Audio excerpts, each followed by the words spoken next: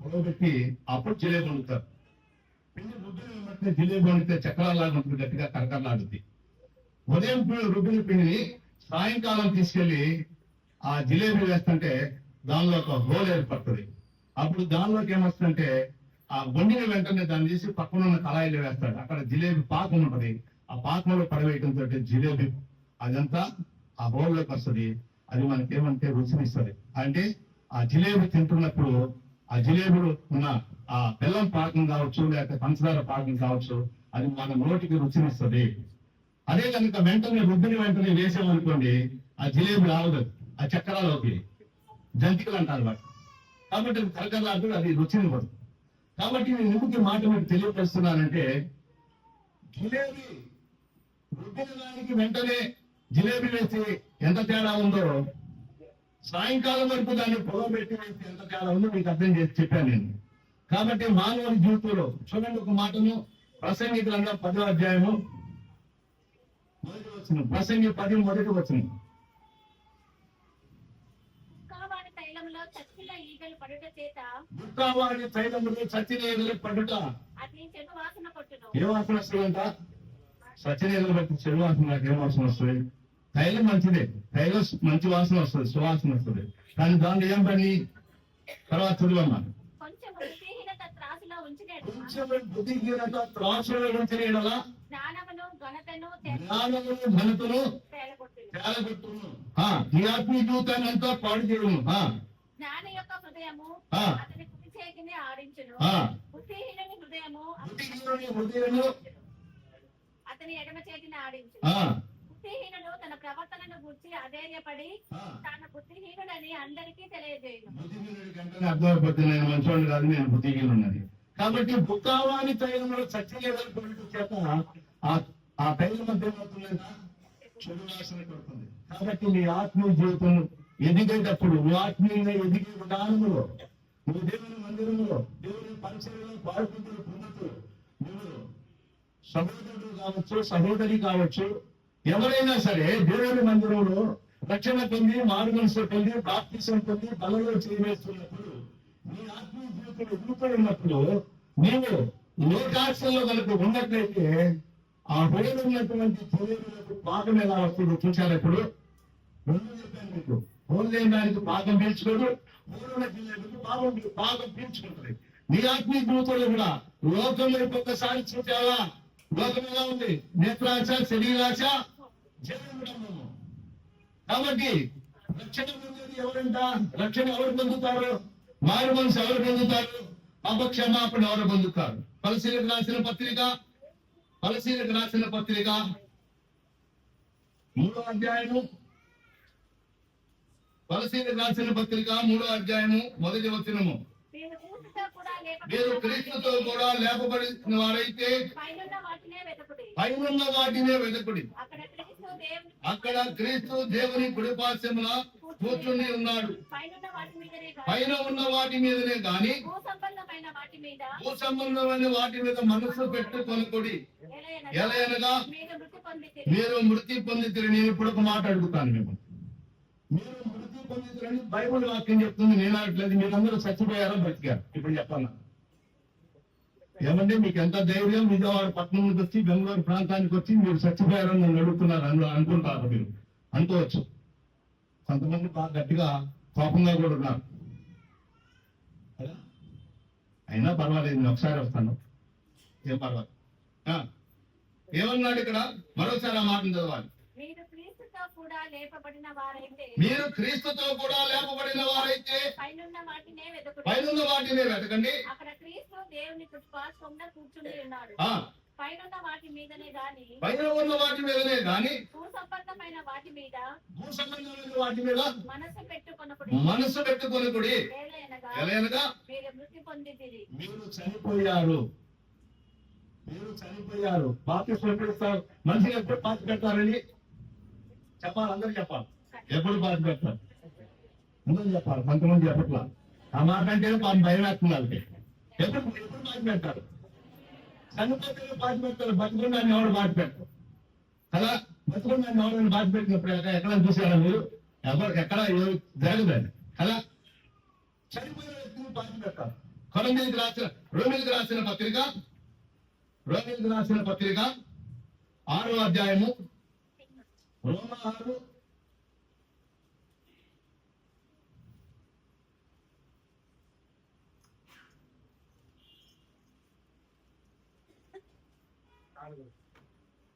3వ వచనం చూడండి. 3 క్రీస్తు యేసులోనికి బాప్తిసం పొందిన మనమందరము ఆయన మరణములోనికి బాప్తిస్మం పొందితమని మీరు ఎరుగరా. బాప్తిసం ఎప్పుడు ముందు ఆయన మరణములోనికి బాప్తిసం పొందితమని మీరు ఎరుగరా. కాబట్టి తండ్రి మహిమ వలన క్రీస్తు మృతులలో నుండి ఎలాగూ లేపబడినో అలాగుననే మనమును నూతన జీవం పొందిన వారమై నడుచుకొనున్నట్లు మనము బాప్తిస్మం వలన మరణములో పాలు పొందుటకై ఆయనతో కూడా పాతి పెట్టబడితిమి. ఆయనతో కూడా పాతి పెట్టబడ్డాం మనం. ఇప్పుడు పాతి పెట్టబడిన వారింతము, పాతి పెట్టబడిన వారింతము. పాతి పెట్టబడిన వారి చేతులు ఎత్తండి ఒకసారి చూద్దాం. ఎవరో కాంతి ఎత్తింది దించింది మరి అమ్మటమే. ఎందుకని పాపం అమ్మా లేపు అయ్యో పర్వాలేదు. పాతి పెట్టబడిన వారు ఎత్తినప్పుడు మొత్తం అందరూ పాతి పెట్టబడ్డవారు వీరందరూ. అంటే ఏంటి అర్థం ఏంటి? పాతి పెట్టబడి అనగా అర్థం ఏంటంటే బాప్తిస్మంలో పాలు పంపులు పొందామని అర్థం. వేరొక రకంగా ఆలోచించకండి. అర్థమైంది. వాక్యం క్లియర్ గా ఉంది అక్కడ. తర్వాత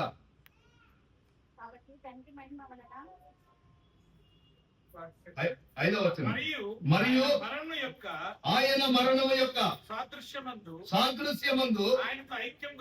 ఆయనతో ఐక్యము గలవారమైన యెడల ఆయన పునరుద్ధానము యొక్క సాదృశ్యమందును ఆయనతో ఐక్యము గలవారమై ఉందుము. ఎప్పుడు మనం ఆయనతో ఐక్యము గలవారమై ఉంటాము?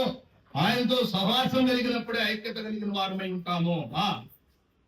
6వ వచనం ఏమనగా మనమికను పాపమునకు దాసులము కాకుండుటకు పాప శరీరము నిరర్ధకమగునట్లు మన ప్రాచీన స్వభావము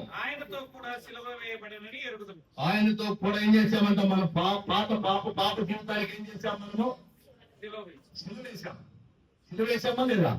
సిలువ వేశాము. మన పాత జీవితానికి, రోత జీవితానికి, పాత అలవాట్లకు మనము సిలువ వేశాము. చూడండి, గలతీయులకు రాసిన పత్రిక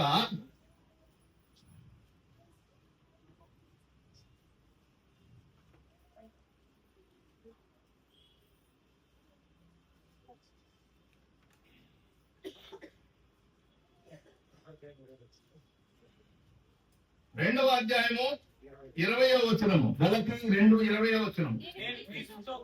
నేను క్రీస్తుతో కూడా సిలువ వేయబడి ఉన్నాను. నేను క్రీస్తుతో కూడా సిలువ వేయబడి ఉన్నాను. ఇకను జీవించువాడను నేను కాదు, క్రీస్తే నా యందు జీవించుచున్నాడు. ఈయన ఎవరండి మాట అంటాను ఇప్పుడు? ఒకప్పుడు ఆయన సౌలు. చల్లక్కర్లేదు కానీ అపోస్తల కార్యముల గ్రంథం 8వ అధ్యాయము, 9వ అధ్యాయము, 22వ అధ్యాయాలు మనం చూసినట్లయితే కర్కోటకుడైన వ్యక్తి ఆయన. ఒక గొప్ప రౌడీజం చేసేటువంటి వ్యక్తి ఆయన. యెరూషలేము దేవాలయానికి వెళ్ళిన వారిని ఈడ్చుకొని వచ్చి నిర్దాక్షిణ్యంగా చంపేసినటువంటి వ్యక్తి సౌలు పౌలుగా మార్చబడినటువంటి వ్యక్తి. ఇప్పుడు ఈ పౌలు ఏమంటున్నాడంటే ఇప్పుడు ఏమంటున్నాడు? నేను క్రీస్తుతో కూడా సిలువ వేయబడితిని. మనందరం కూడా సిలువ వేయబడాలి. మన ఆలోచనలకు, మన అలవాట్లకు, మన పాప జీవితానికి సిలువ వేయబడాలి. ఇప్పుడు రండి, ఆ రోమిలికి రాసిన పత్రిక 6వ అధ్యాయం మరోసారి చదువుదాం. 6వ వచనం 6:6. ఏమనగా మనమికను పాపమునకు దాసులము కాకుండుటకు పాప శరీరము నిరర్ధకమగునట్లు మన ప్రాచీన స్వభావము ఆయనతో కూడా సిలువ వేయబడినని ఎరుగుతాం. మనం సిలువ వేసుకున్నాం కాబట్టి ఇక మనం పాపం జోలికి వెళ్ళకూడదు. పాప ఆలోచనలు, పాప తలంపులు మన జీవితంలోనికి రాకూడదు. ఎందుకంటే మనందరం చనిపోయాం ప్రియులారా. చనిపోయిన వాడే పాతి పెట్టబడతాడని మీకు మొదటిగా నేను ఒక మాటను జ్ఞాపకం చేస్తూ వచ్చాను. ప్రసంగి గ్రంథము 9వ అధ్యాయం 5వ వచనము. ప్రసంగి గ్రంథము 9వ అధ్యాయం 5వ వచనము. ప్రసంగి 9:5. బ్రతికి ఉండు వారు తాము చచ్చులని ఎరుగుదురు. బ్రతికి ఉన్నవారేమి ఈ బ్రతికి ఉన్నవారికి ఏం తెలుసంట? ఎన్ని సంవత్సరాలైనా నేను కూడా చచ్చిపోతానని తెలుసు. బ్రతికి ఉన్న వారికి మనం చచ్చిపోతామని తెలుసు. అయితే చచ్చిన వారు ఏమీయూ ఎరుగరు. చచ్చిన వారికి ఏం తెలుస్తుంది పాపం? చనిపోయిన వారికి ఆ కాళ్ళకు పడే చెడ్డ ఉంటుంది, చెయ్యికి పడే తీకే ఉంటుంది. వాడు కాలు కదిలించలేడు, చెయ్యి కదిలించలేడు. అర్థమైందన్న మాటలు మీకు? ఆ జాగ్రత్తగా ఉంది. వారి పేరు మరువబడి ఉన్నది. వారి పేరు కూడా మరవబడి ఉన్నది. ఎక్కడ చూడండి, ఎక్కడ మరవబడి వారి పేరు? ప్రేమైన సోదరి కూడా మంచి చనిపోయిన వెంటనే రేషన్ కార్డులో నుంచి ఉన్న పేరు తీసేస్తారు అర్జెంటుగా. ఎవరు గవర్నమెంట్ వాళ్ళకి అక్కడ చెప్పాలి, వెళ్ళి మనం మా ఇంట్లో మా తాతగారు చనిపోయాడు, లేకపోతే మా నాన్నగారు చనిపోయాడు అని వెంటనే వాళ్ళకి తెలియపరచాలి. మనం తెలియపరచకుండా మనం పెన్షన్ తీసుకున్నాం అనుకోండి, ఏం చేస్తారు వెంటనే వాళ్ళు? మనం పెన్షన్ తీసుకుంటే వెంటనే వాళ్ళు యాక్షన్ తీసుకుంటారు. ఏమైతే మనకు మనలో కేసు వేస్తారు వాళ్ళు. ఆయన చనిపోయిన గారిని వచ్చి పెన్షన్ తీసుకుంటావు, నువ్వు ఏమనుకుంటున్నావు? గవర్నమెంట్ మోసం చేస్తున్నావు అని చెప్పేసి వెంటనే యాక్షన్ తీసుకుని ఏం తీసుకుని లోపలేస్తారు.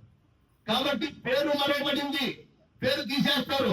రేషన్ కార్డులో ఉండదు, వాటర్ లిస్ట్ లో పేరు ఉండదు, ఆస్తుల పంపకాల్లో పేరు ఉండదు, ఎక్కడ కూడా పేరు ఉండదు. ఇక చదవమ్మా. వారికి ఏ లాభమును కలగదు. చూసారా? భూమి మీద, ఆకాశం కింద, భూమి మీద, సూర్యుని కింద వారికి ఏ లాభము లేదు. ఇక వారికి ప్రేమింపరు, వారు ప్రేమించరు, పగ పెట్టుకున్నారు. నీ మీద పగబెట్టుకుని ఒకవాడు గతంలో ఏమైనా వాడిని దోషించి తిరిగినప్పటికీ కూడా నువ్వు చనిపోయాడు కాబట్టి వాడు ఏం చేయలేడు. ఇక అసూయపడరు, అసూయపడకూడదు. ఒకప్పుడు అసూయ పడితే పడవచ్చు, ఇప్పుడు అసూయ కూడా పడవాడు. సూర్యుని క్రింద జరుగు వాటిలో, సూర్యుని క్రింద జరుగు వాటిలో దేని యందును వారికి ఎప్పటికీ వంతు లేదు. లేదు కంటే వచ్చి అడగడు, అన్నయ్య నా వాటా నాకు ఇవ్వు, నా వాటా నాకు ఇవ్వు అడుగుతాడా? ఎక్కడి నుంచి వస్తాడాడు? రాడు. ఎందుకంటే వాడు చనిపోయాడు. కాబట్టి ప్రేమైన సోదరి సోదరుడా, చనిపోయినటువంటి మన జీవితంలో కూడా చనిపోయిన వాడు మాత్రమే. తర్వాత ఒక మాట్లాడమ్మా. నీవు పోయి సంతోషముగా నీ అన్నము తినుము, ఉల్లాసపు మనసుతో నీ ద్రాక్షారసము త్రాగుము. చాలు చాలు. ఒక మాట చెప్పనా, చనిపోయిన వాడికి దేవుల్లో కూడా వంతు లేదు. చనిపోయిన వాడు పగబెట్టుకోడు, ప్రేమించడు, అవన్నీ మనం వింటూ వచ్చాం. చనిపోయిన వాడికి ఏమీ లేదు. ఒక ఆయన తిన్నానా, ఒక ఆయన తీసుకెళ్ళి బాప్తీసం ఇస్తున్నాడంట. బాప్తీసం ఇవ్వడానికి అన్ని అడిగాడంట. అన్నా మీరు అప్పులేం ఉంటే తీర్చాలి, అప్పులేం ఉన్నాయి అంటే తీర్చాను అన్నాడంట. అప్పుడు తీర్చాను అన్నాడంట. ఇంకేమైనా అలవాట్లు ఉన్నాయంటే అలవాట్లు ఏమి లేవు, అన్ని మానేశాను అన్నాడంట. అన్ని మానేశానని ప్రభు తరపు నమ్మకం ఉంటావా అన్నాడు. ఆయన అడగాల్సిన ప్రశ్నలన్నీ అడుగుతూ వచ్చాడు. అన్నిటికీ తలకాయ ఊపాడు. శివరాత్రికి ఆయన తీసుకెళ్లి ఆ బాప్తీసం ఇవ్వడానికి తీసుకెళ్లాడు. ఆ నదిలోకి తీసుకెళ్లి బాప్తీసం ఇవ్వడానికి తీసుకెళ్ళినప్పుడు ఆ బాప్తీసం ఇవ్వడానికి అలా ముంచాడంట. ముంచిన వెంటనే ఆయన జేబులో నుంచి పైకి ఒకటి వచ్చిందంట. ఏంటది? ఎంత జాన్ ఉందంట చుట్ట. ఎంతుంది? జాన్ ఉందంట చుట్ట. అన్న ఇంకేంటన్నా అంటే రేపటి నుంచి మానుకుందాం అనుకున్నాను, ఒక్కరోజు తాగుదాం అనుకున్నాను అన్నాడు. అంటే ఏంటి? రేపటి నుంచి మానుకుంటే ఒక్కరోజు తాగడం ఏంటి అంటే ఇంకా మానలా, ఇంకా ఆయన మానుకోలా, మానుకుందాం అనుకుంటున్నాడు. మనం ఎలా ఉన్నాం? మానుకుందాం అనుకుంటున్నామా? అంటే మానేసామా? అనుకుంది మన జీవితాన్ని పాడు చేస్తుంది. ప్రియమైన సోదరి సోదరు, పులిసెల పిండి ముద్దంతా పాడు చేయాలంటే ఆ ముద్ద ఎవరే కాదు, నువ్వు నేనే. ఆ ముద్ద ఎవరు? మందిరంలోకి వచ్చినటువంటి ముద్దలు మనమే ఆ ముద్దలు. ఆ ముద్ద పాడవడానికి కారణం ఏంటంటే మనలో కొంచెం అవకాశం వస్తే మన ఆత్మీయ జీవితంలో పతనమైపోతుంది. ప్రియమైన సోదరి సోదరు, మన ఆత్మీయ జీవితం పాడైపోతుంది. మన ఆత్మీయ జీవితానికి పాడవటానికి కారణం ఏంటంటే దానికి మనమే బాధ్యులమా, మనమే దేవునికి లెక్క చెప్పాలి. దేవుడు మనకు ఒక ప్రత్యేకమైన స్థానంలో ఉండమని ప్రభు మనల్ని ఎన్నుకున్నాడు, ఏర్పాటు చేసుకున్నాడు. ఆయన ఏర్పాటు చేసుకున్న కారణం ఏంటంటే నిత్యత్వంలో నిత్యరాజ్యంలో ఉంచడానికి నేను ఇష్టపడుతున్నాను. ఆ నిత్యత్వంలో నిత్యరాజ్యం ఇవ్వడానికి ఇష్టపడుతుంటే మనం ఏం చేస్తున్నామంటే ఈ లోకంలోనే ప్రాకులాడుతూ ఉంటాం. రండి ఒక మాటను చదువుతాం. నిర్గమాకాండం 13వ అధ్యాయము, నిర్గమాకాండం 13 మొదటి వచనం. నిర్గమాకాండం 13 మొదటి వచనం. ఇలాగ సెలవిచ్చెను. ఆ, ఇశ్రాయేలీయులలో ఆ, మనుషుల యొక్కయు ఆ, పశువుల యొక్కయు ఆ, ప్రథమ సంతతిని ఆ, అనగా అనగా ప్రతి తొలిచూలు పిల్లను ఆ, నాకు ప్రతిష్ఠించుము, ఉమ్, అది నాదని చెప్పాను. చెప్పాను.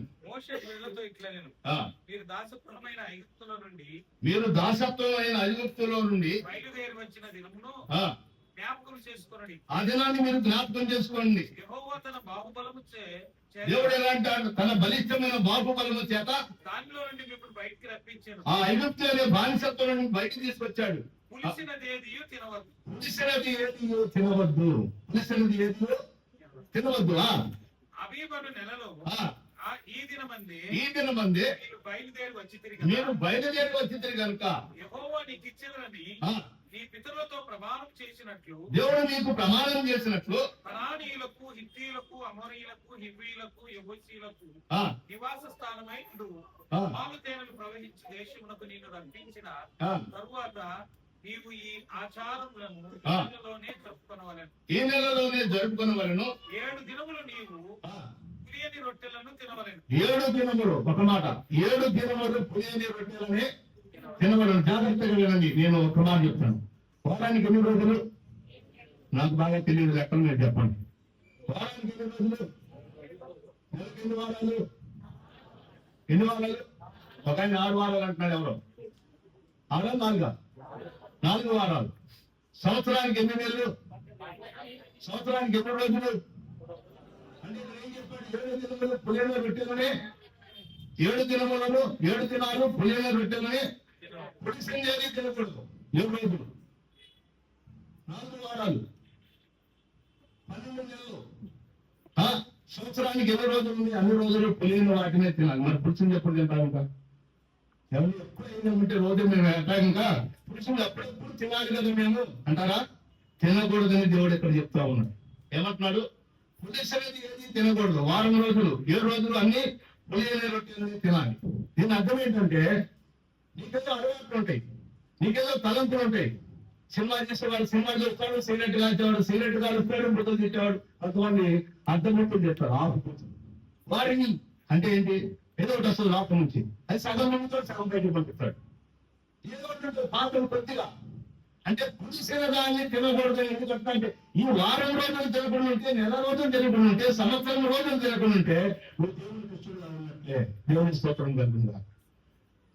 సంవత్సరం వారికి 365 రోజులు తినకుండా ఉంటే పులిసిన దాన్ని ఏది కూడా పులిసిన పదార్థం నీ జీవితంలో రాకుండా ఉంటే రాత్రి పాలన ఇక్కడ బాగా వద్దనుకుంటే అక్కడ ఎక్కువ పెట్టారు. మనం తినవుతున్నాను అన్నగారు ఏమన్నారు కానీ వారు పెట్టింది ఏది కూడా మీరు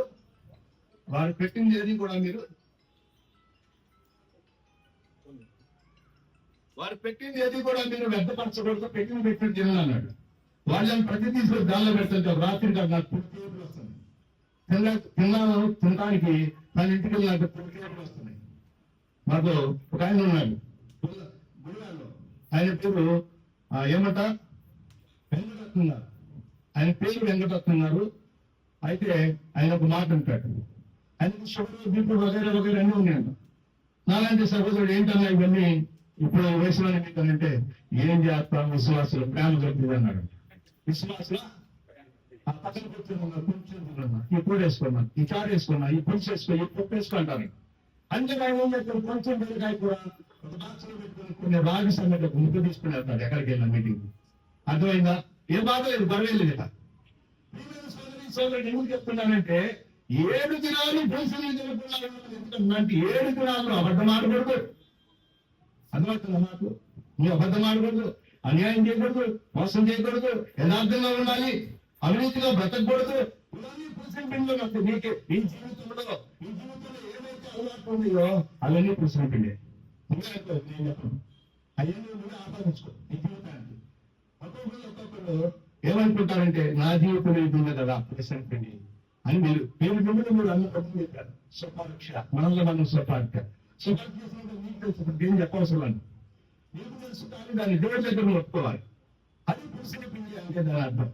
అప్పటిసేపు వారం తినకుండా నెల తినకుండా సంవత్సరం తినకుండా ఉంటే మంచి బ్రతుకు జీవితం ఎంత మంచి బ్రతికేది ఎంత 70 సంవత్సరాలు అధిక బలం ఉంటే 9 కీర్తన ప్రకారం అధిక బలం ఉంటే 80 సంవత్సరం ఆ మీదుగా ఏమవుతుంది ఆయాసము దుఃఖము ఆయాసం ఎందుకు వస్తుంది నిన్న మన తమ్ముడు పేరేంటి నైజీరియా మమ్మల్ని తీసుకురావడానికి మనం పుస్తకం వచ్చినప్పుడు మేము రెండో ప్లాట్ఫామ్ మీద ఉన్నాం, ఒకటో ప్లాట్ఫామ్ నుంచి బయటికి రావాలి. అప్పుడు ఆయన వచ్చారు మా కోసం. ఆయన ఒక బ్యాగ్ పెట్టుకు వచ్చారు, మేము 2 బ్యాగులు పెట్టుకుని బయటకు వచ్చాం. ఆ బయటకు వెళ్ళినప్పుడు నాకు ఆయాసం వచ్చింది. ఈ వయసులో నడిస్తే ఆయాసం వస్తుంది, వృద్ధాపుడు వచ్చినప్పుడు ఆయాసం కంపల్సరీగా వస్తుంది ఎవరికైనా. మరి కొత్త వస్తుంది ఈ ముసలి ఓడిపోయాడు, ఈ ముసలి ఓడిపోయింది అంటే జీవితం లేక ఇక ఎవరు చూసేవాళ్ళు లేరు, పట్టించుకునే వారు లేరు. వీళ్ళు ఏం చేస్తారు ఇప్పుడు ఒక మూలం పడేస్తారు ఎవరిని. ఆ ముసలిం అయితే ముసలాయన అయితే ముసలాయన ఆ మూలం పడేసి కొట్టి మనకి వచ్చి అక్కడ పడేస్తారు. అందులో అలా పడేసేసి 5వ డీజల్ తిను అంటారు. ఇప్పుడు ఏమొస్తుంది వాళ్ళకి కూరాక ఏమొస్తుంది చెప్పండి మీరు. కని పెంచి ఆస్తులు పంచి కని పెంచి ఆస్తులు